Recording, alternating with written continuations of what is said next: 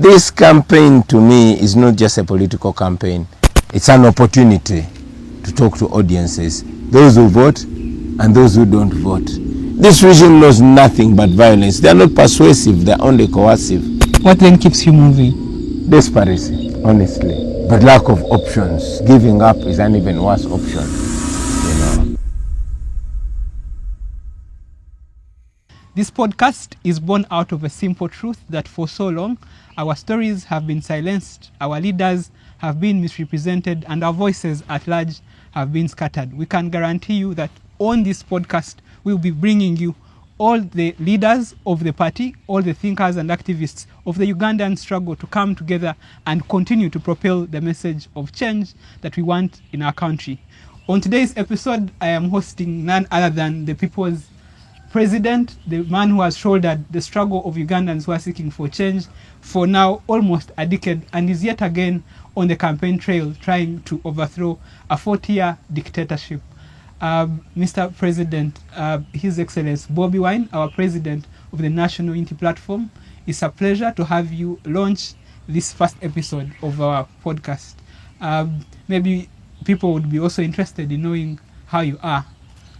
Thank you very much. Our greetings, viewers. Do I call them podcasters? Yes. I'm very glad to be here on the very first episode. I wish I was ready with suit and tie, but how will you permitted that we keep it chill? Yeah. I'm glad to be here, and I pray this will be yet another important platform that will have your attention and hopefully influence your decisions and actions as Ugandans, especially the younger generation. Thank you so much, Mr. President. I think first, you have so far covered about 67 districts. For us, most of us have not been physically present. Some of us have been watching on YouTube. It looks very, very hectic. One would want to know where you stand as the person who is in the thick of it. How has it been for you? We are grateful to God for the love that we get from the people, for the courage that we continue having, and the many reasons that keep showing up for us to go ahead. Honestly, I prepared for worse. I had prepared my mind for worse because I knew that this would be yet another very violent election, knowing that violence is the biggest weapon and most effective weapon that this regime has. It has so far not been as violent as I expected. Of course, as we move, it becomes more violent, more lawless and all that. But so far, I can say it has been so good under the circumstances. Of course, we've been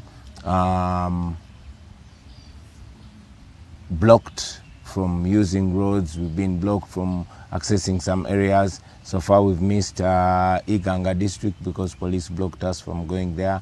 We've missed Wiziwera because police raided us and arrested more than 100 of our comrades. We've not reached Kanungu because of the road network and all that. So we've faced quite a number of challenges. I mean, in Lira, 10 of our comrades were arrested. In Mbarara, as we went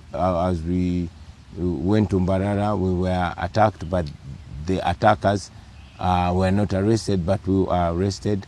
More than 20 of our comrades were taken, and a day after, maybe two, more than 100 were arrested. So we've faced numerous challenges, but we have found many more reasons to keep going than give up. Of course, we talk about the absurdities that always come with the campaign trail, but I just wanted to, curiously, to know what have been some of those moments in the campaign that have stood out or stuck with you. I ask that because I was watching the campaign trail, I think, to Kabale, and you stopped somewhere, and then I think kids got out of the school and you are speaking to them.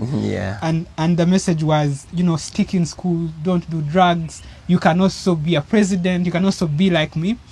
And for me, it related, you have a song called Carolina, and I could just see the nexus. It's just the artist and the presidential hopeful. For me, that stuck with me. It was outstanding. And I'm just curious, for you, one, I want to understand what's going on in your mind at that moment. This campaign to me is not just a political campaign. but it's also a paradigm shift campaign. It's an opportunity to talk to audiences, those who vote and those who don't vote.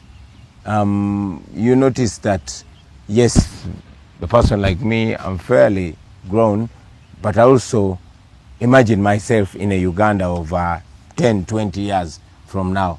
And that Uganda, you can influence it now. So getting an opportunity to talk to young children deep in Chiruhura or deep in Kabale, it's an opportunity to plant a seed of what I believe in. Me, I was in primary school when